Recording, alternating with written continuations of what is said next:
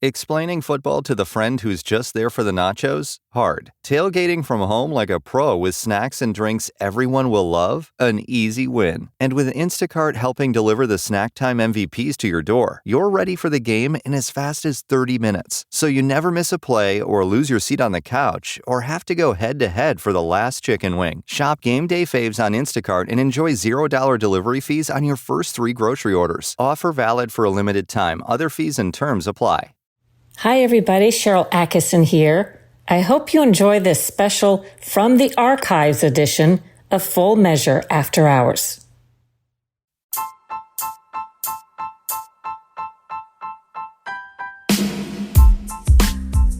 Hi, everybody. Sharyl Attkisson here. Welcome to another edition of Full Measure After Hours. Today, a look at legalized sports betting, possibly already in your state or coming soon.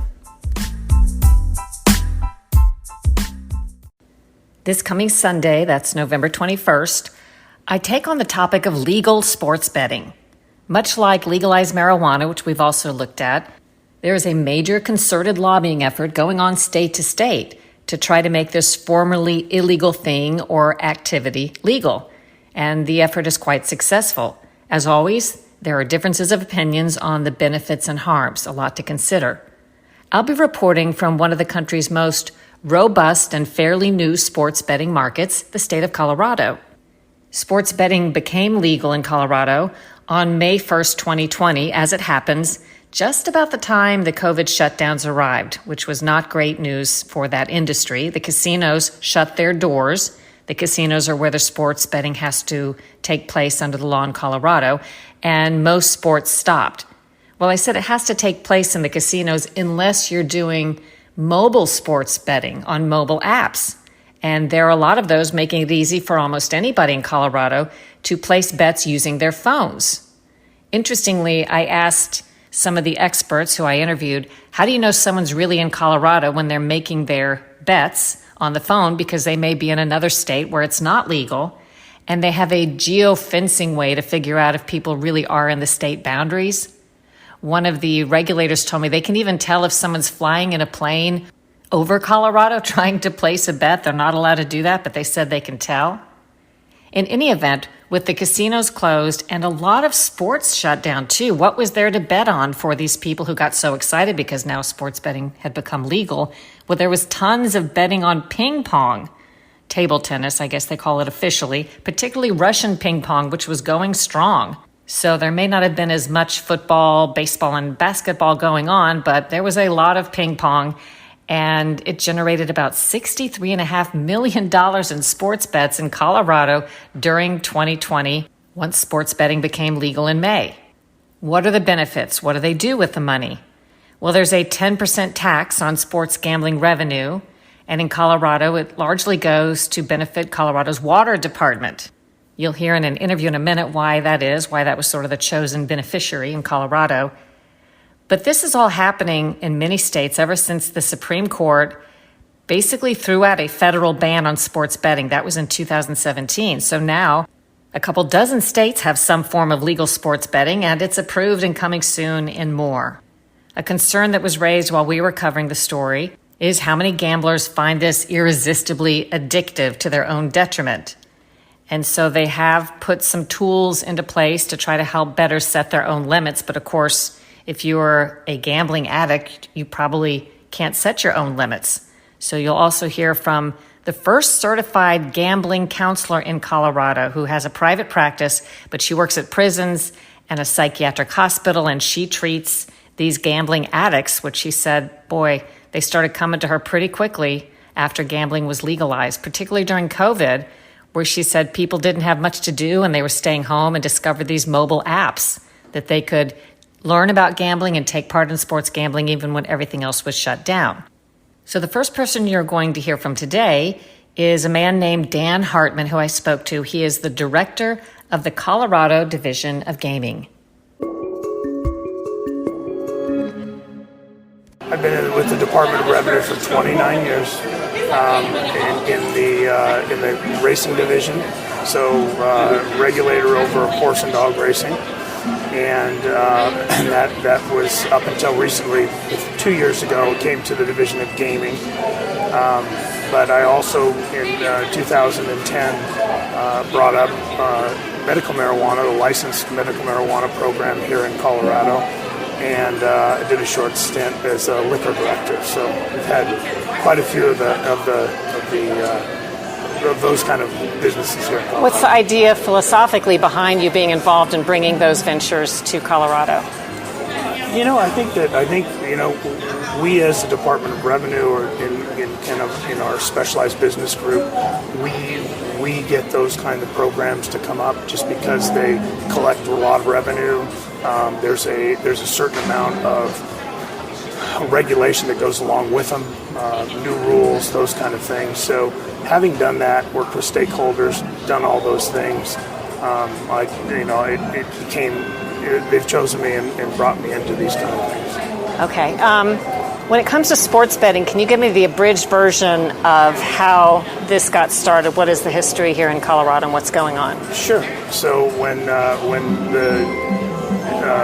the United States Supreme Court overturned PASPA, and it allowed states to make up their own decisions about sports betting. What year was that? Do you remember offhand? 2017, I believe.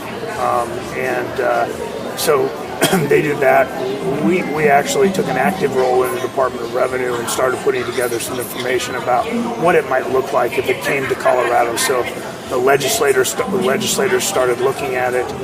Who would regulate it? Would it be its own section? Would it come to the Division of Gaming, Division of Racing, or the lottery? I mean, it's been put in all kinds of different places around the state, around the country, in different departments. So we put that together, and we had that ready to go. So we were starting early to at least look at it. So we were educated when we were asked to look at legislation to do those kind of things. Was the big pitch, in essence, tax revenue? So I think tax revenue is one of those things, and it's also taking off of taking the black market bookies, offshore betting, and bringing it into a regulated market where the consumer is safe. They have a regulated market, and they have somebody overlooking and overseeing the operators that are doing it. So, can you explain how big the offshore black market for betting was for people maybe here in America that were finding a way to gamble anyway on sports? It's been really estimated at well into the hundreds of billions of dollars. Here in Colorado, maybe $2.5 billion, maybe more. There's no really way to track it, but those were the numbers, and they seem to be panning out. If we've done our job well and moved people into the legal market, away from the illegal market, we're now up into those numbers, into the 250. So when did it become legal here, and how was this all implemented? Sure. The legislature in 2019, passed legislation that would allow sports betting to take place. In Colorado, when any new tax is brought up, so taxation on sports betting would be a new tax.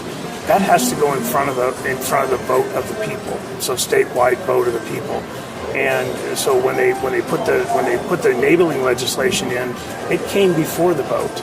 So as long as the vote passed in November, they were able to then go ahead in 2020 have that vote, and then we'd be able to, or 2019 have that vote in November, and then we were able to start the program 6 months later in May.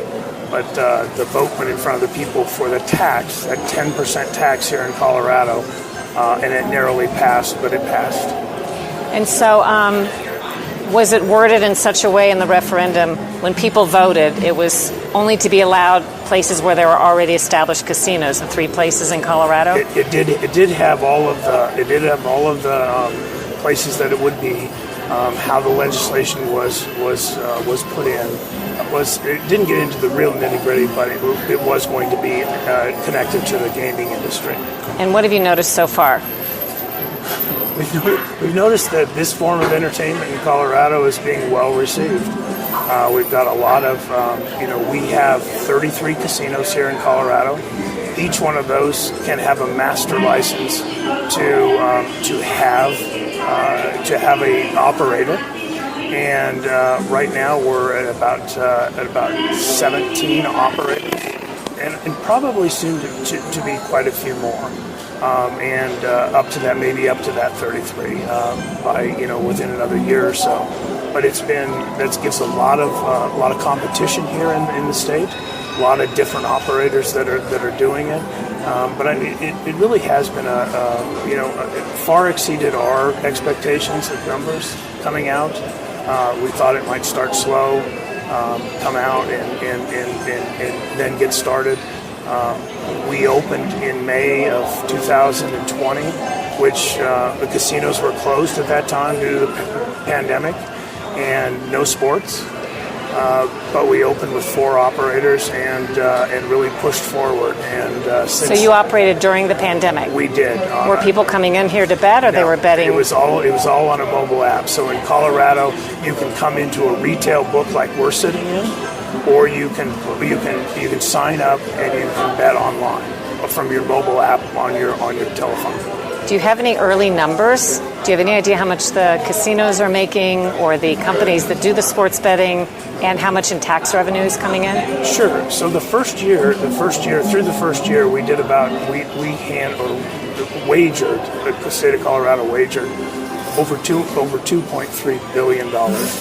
So that was starting in May, coming around to May. I think that when we make our first distribution from the sports betting fund, it maybe is upwards of $6 to $7 million going towards the beneficiary of the water program here in the state of Colorado. 6 to 7 million? 6 to 7 million. Okay. Where does the rest of the money go? Is it earmarked? Yeah, no, that's where the taxes go after expenses. There's some other little things that for responsible gaming and some other things that come out of that fund. But the majority that goes to the water fund here in Colorado. So when you gave me the $2 billion number, that's the net revenue that's coming in? That's the total bet. So when you have that total bet of $3.3 billion, about 95% of that's returned. Maybe 94% is returned back to the bettors. So then you have proceeds there that are the gross gambling revenue proceeds. Those are then they have some deductions where they can take off some of their free bets, they can take off their excise tax paid to the federal government, and then we get to a net sports betting revenue where they're then taxed 10%. Why did the water division get to be chosen as the beneficiary? Why was that necessary? So out here in the West, and I think every place that you put where sports betting goes in, or any kind of gaming, all these programs. They usually find something that's important to the state. In Colorado, in western states, water is king. It's getting those programs going to collect it, to divert it well, to really manage the water here in Colorado. So it's useful to the people of the state of Colorado. So we had in the former governor's tenure, we had a water plan set up that's a yearly plan for all kinds of different things, and to get that going. But this money will go into a fund. Well, they'll be able to put out grants to smaller projects all over the state, really to manage water. What trends have you noticed during the pandemic? A lot of sports weren't being played. I suppose people can bet on sports outside of the United States too. What were some interesting trends? Well, I think the most. They were able to bet outside of the country and in different places as different places opened up or had their sports going on. One of the things that we saw here was that they really were successful in launching ping pong or table tennis. Table tennis has got a lot of content. There's a lot of action going on, really almost all around the clock. Short games. Just about every day, short games. They can play almost every point. Tennis was another one that they had some leagues that were put in foreign countries that as long as they have a governing body They have the officials. We know that they've got some integrity programs in place. We can approve those kinds of sports. But so there was a lot of betting on Russian ping pong? There was, and there continues to be, and I think people are really excited about. I mean, they've found that part of the entertainment to be ongoing, and I think maybe if we had opened up with the big 4 or 5 sports, they wouldn't have seen how far-reaching our sports catalog goes. We can bet on many, many leagues, many, many types of different sports, and I think having it starting in that they found those things and they know they're there now. If you're betting on a sports app, is it through a casino? In other words, do they have to get on an app and come to the casino, or is it done differently, like directly with DraftKings? They can go right to the operator themselves. So when we were getting ready to launch, when we were looking at our rules and regulations, we went from the get-go to say, look, we're going to have retail, we're going to have mobile. That's what the law allowed. And we set both of them up at the same time. So we were, when the pandemic hit and they closed the casinos, they don't have to come here to set up their account. They can actually do it online. They can look at their odds online. And as long as they're in the state of Colorado, geo-fenced to the state, inside the state of Colorado, they can then make a bet. What is the downside, or what are the negative repercussions from sports betting? If you don't see any, maybe you do, maybe you don't. But what are the arguments against it? Well, I think the arguments are that that it's more gambling, and may feed into those kinds of responsible gaming or problem gaming types of situations. We think that having a legal, regulated market where we look after the rules, the regs, how the money is there. We can look into complaints and all of those things. You don't have to go offshore to try to get your money back. If all of those kinds of things. I think that's the positive. The negative, anything that has to do with more gaming, some people don't like. I think that you'll find that the operators they run very responsible operations. We have it in our rules. Mostly or all the operators have places where they can. You as a bettor, when you go in and sign up, you set your own roadmap. You set roadblocks to say, look, I don't want to spend more than $100 a week. I don't want to be able to deposit more than this amount of money. Those kinds of things. You can push a button and pause for a while, or you can stop altogether. And in those cases, if you're having a weekend and you start to find yourself being drawn in too much, you can hit pause and really stop for a while. And the operator won't bring you back up until that time limit is run, or until you've gone past it and want to come back.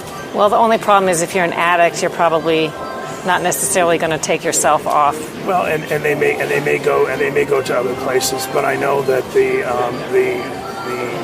sports books, the operators, actively look at their patrons and where they're at, and if they seem to be moving in the wrong direction, they may have one of their people call or give them a message to talk about where they're going. Do you know anything about what the national trends are in terms of states looking at the same thing, or ones that have done so recently after the Supreme Court decision? Where are we? What can you tell people about the national landscape? I think the national landscape, I think legislatures and governments are looking at it as another form of entertainment, another form of way to raise money. Certainly in any state's budget, it seems to be a good way to go, and at least bring some money in. So I think we're up to 19 states now that have legalized it. There might have been a few more this spring during the legislative sessions. When I talk to other states and other people, there's a lot of other people looking at it, a lot of other states that are looking at it. Whether it's right for them or whether it's not right for those states, that's really up to them and how they put the program in. Some may already have legalized gaming. Some may just put it into a lottery.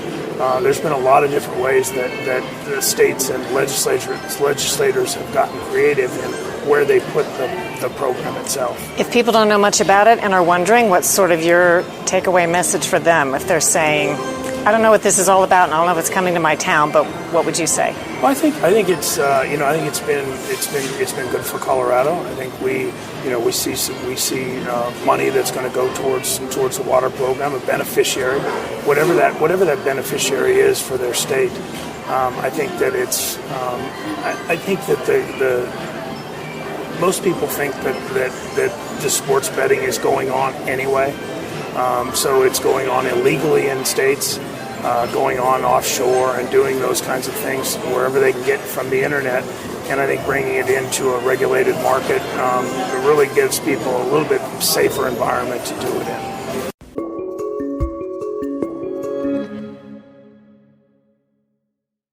My dad works in B2B marketing. He came by my school for career day and said he was a big ROAS man. Then he told everyone how much he loved calculating his return on ad spend. My friends still laugh at me to this day.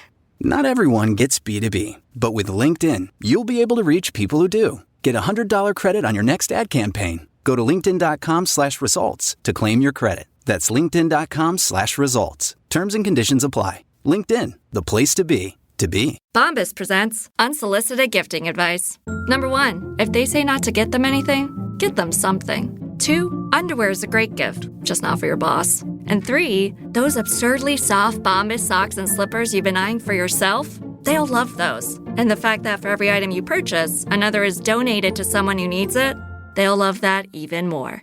Go to bombas.com/Wondery and use code Wondery for 20% off your first purchase. That's bombas.com/Wondery, code Wondery. We're back talking about legal sports betting, something that's becoming legal in more and more states. And now we're going to hear from Nancy Lance. She's an international certified gambling counselor, and by the way, was the first gambling counselor in Colorado. I think you said you were the first gambling counselor in Colorado? Way back in the 90s when casinos first hit. There was nobody else. I counseled domestic violence and addictions, and I ended up with people who started having a gambling problem. And so there was nobody in town, so I started going to the national conferences to become certified. And it just happened that I was the first one here in Colorado to notice that there was a gambling problem. Now, all these years later, sports betting has become legal in Colorado. How has that impacted the climate in your view when we're talking about addiction? You know, it's just like when casinos first hit. We weren't ready for it. And then all of a sudden here we open up betting, and we didn't have enough prevention, we didn't have counselors, we didn't have the resources to take care of the people that had the downside of it. So we ended up having to play catch up. And so with the sports betting, it's the same thing as back when the casinos first opened. Now we're playing catch up. The only difference is we had COVID hit at the same time that we opened up the sports betting. And when we opened up the sports betting, everything was closed down. So people couldn't do any recreation. And so the ones that were going to have the downside anyway started gravitating over to sports betting. And what have you noticed? Are you treating patients now who have sports betting addictions? You know, it has increased considerably. The people that would not have gambled before, it has made it to where they're venturing into it. So we have, and they make it so easy with all the promotions and everything else that they're doing. They're enticing people to gamble, and yet we're not hearing the downside of it. So people innocently are learning how to sports bet, and they're making it easy for them to sports bet and without information around it. So they're at home. They have nothing else to do. They can do it. They don't have to get in their car and drive. All they have to do is log on to the computer, and they can start doing betting. So there's a population that would have never started gambling if they had to drive and go do it. The other thing is that we're having some of the women also venture into the gambling where we've never seen that before, because it was just uncomfortable for them. But now getting on the computer and doing it, or getting on the phone and doing it, is so easy. So yeah, nobody has to look at them. They don't have to be embarrassed about what they're doing. And so they ventured into it without the knowledge that it's going to create problems. What are some typical stories that you've seen when it comes to sports gambling addiction? You know, I have one gentleman who ended up he was working from home, and for relaxation he would, or on his breaks, he would log in and do some sports betting. And he's ended up with over $200,000 in debt. Well, his wife didn't know he was gambling, and they were getting ready to buy a house. It was so frightening for him that she would find out that they didn't have the money for the down payment to the house, that he became suicidal. Just happened that he got caught before he could ever follow through with his thought about killing himself, and was referred to me. Can you say what an outcome is? Is he still in treatment? Did he stop sports betting? He has stopped sports betting, and we have figured out how for him to repay some of the debt that he is. It's going to take him a long time. But he was even using the stimulus checks that the state was giving out, or the government was giving out, to try to catch up, because he didn't want anybody to know that he had the gambling problem. You know, a lot of people voted for the sports gambling without information about the downside. I don't think there was anybody that was advertising or gave information about what the downside would be. I don't think any of the mental health counselors really knew how bad it was going to be. And then again, it was a perfect storm with COVID hitting. Can you characterize with sports betting what you saw? I mean, I don't know if there's statewide numbers of how many people have called for help, but when you say it was like a storm that hit, can you characterize that at all? At first, there wasn't a lot of calls because everything was closed down. However, we left the essential workers, we left the liquor stores, and the marijuana pot stores were considered an essential part of the, just like stores or like the hospitals. So people were staying home using the marijuana and alcohol. And then many of them ended up with COVID, so they couldn't drink or they couldn't get their pot, and they would go into withdrawals. Same thing with the gambling. If once they got sick, they couldn't do it, and there's withdrawal symptoms that people have when they're addicted, or when they're chasing their bets, trying to recover their losses. But did you notice personally, did you suddenly get a lot of calls? Did you go from hearing nothing of such a thing, and did you and your colleagues discuss that, gosh, you all got calls and can't take all the clients, or how did you sense it was bad? It ended up where we started getting calls, but I also work at a psych hospital, and the psych hospital was full. And there's trying to find beds in Colorado for people with mental illness is a problem. And it was full with some people who had sports addiction, or what are we talking about here? All kinds of mental illness. So it got worse. And so, of course, the marijuana was part of it. The gambling was part of it, because that's what people were doing when they were staying home, is drinking, drugging, gambling. That's gambling counselor Nancy Lance. Finally now, we are going to hear from Chris Kramer, who is the director of casino operations for Bally's Black Hawk in Colorado. Last May, sports betting became legal in Colorado, and so all of the casinos started jumping into the sports betting realm, starting with mobile. Last year we were under COVID shutdowns and things like that, so the only option for sports betting was through mobile applications.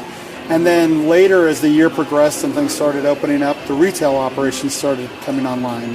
What's the theoretical benefit down the road of this in terms of revenue for the casino? Because at first, I guess you have an investment in infrastructure and have to figure out how it's going to get going. You don't really know how big it's going to be. Sure. That's a great question. And like everything, we look at it as a complementary piece of our overall business. So It attracts different people in here, people that are used to sports betting or have been going to Vegas and betting on sports down in that market before, or people that are just avid sports fans. So by building out this space, we were able to cater to those people that want to go to a place that enjoys sports and wants to be able to bet on the sports. So that's complimentary to us. Anytime we can get anybody into our building, it's a positive for us, because then they can experience everything that we have to offer. What are some of the things you've learned or found out about so far in the first year or so of having sports betting? I think the biggest thing that we've learned over the last year is just what sports bettors are like. They're different than what we were used to, especially considering that we were operating up until this last May 1st under lower betting limits. So we've had people that came in and bet $500,000 on the Super Bowl. And in that this was casino? In this space right here. We had one bettor who bet over $1 million on the Super Bowl, but he bet one individual bet of $500,000. And that was something that no one in this market was used to, and we certainly weren't. So that was probably one of the biggest things we learned, was just what to expect from sports betting once we saw that. How did that bet turn out? He won. He did? He was very excited. Yeah. What did that bring in for him then? I believe he won $475,000 on that one, but I'm not 100% sure on the top of my mind. But he definitely won big on the Super Bowl. He's by far probably one of the biggest winners in Colorado ever now. Wow. What else did you learn? So different types of people come in, it attracts different audience. Have you learned anything in terms of how much money you may ultimately earn, or how big a percentage of the casino business it could be? Yeah, I mean, right now I think that it's a relatively small part of the casino business on the retail side. What we've learned over the last year is that mobile is really big. A lot of people, because of the convenience of being able to sign up and play from home, plus a lot of the marketing incentives, make the online or the mobile betting so much more attractive to a lot of people. But up here, what we learned was that it is an opportunity, like I said earlier, to attract different clientele to come up and bet on various sports. And some of the things that we've learned too is just what people like to bet on. Last year during the pandemic, it was, table tennis in Europe that they were betting on, because that was one of the only sports available. Ping pong. And yeah, ping pong. And then now one of the things that one of our better players bets on is various soccer tournaments and games around the world. That's one of his favorite things to bet on. So one of the things that we definitely learned about more than anything is just what people bet on, and it's a lot. Can you briefly describe the changes you made in this area? So we'll have a wide shot later that shows. What did you do? What used to be here, and what have you put in? Yeah, so what used to be here was an original bar that was opened in the year 2000 when this casino opened. And it was a little older and needed a fix-up, and it needed some help. And so what we did is, through our partnership with DraftKings and our corporate office, we developed a plan to redevelop the space into what we feel is the premier sports betting and sports viewing space in the entire state. With the number of screens, the bar, everything that we've done here is to just try to attract different people to our casino who are enthusiastic about sports betting. If someone comes in here and they want to bet on something almost unheard that people have never heard of, is that available, or is there a limited repertoire of things that is presented to them to bet on? So most of the markets, which is what we refer to those as, are the bigger markets. However, through our partnership again with DraftKings, we are able to almost bet on anything. I mean, getting back to some of the obscure things that have been bet on here, Chinese basketball, something I didn't know was really big, is something that a lot of people were betting on here.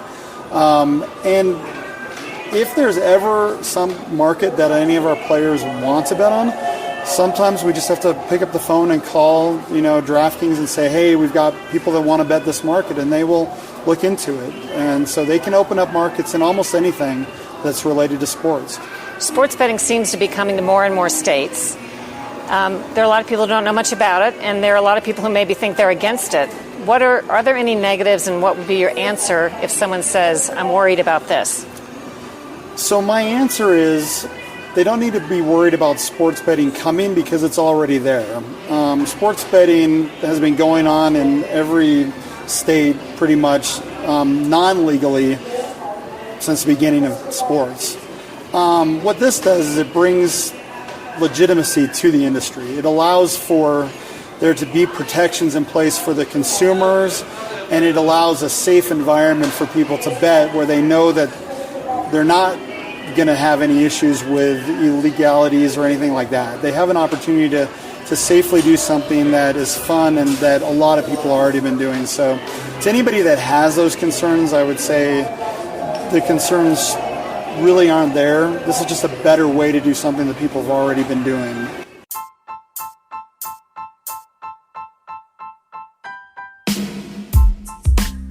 That was Chris Kramer of Bally's Blackhawk.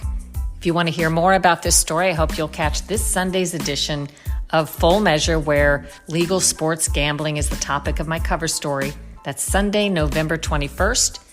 You can find a station near you to watch Full Measure on and find out the time by going to SharylAttkisson.com and click the Full Measure tab. There is a list by city and state of where you can watch.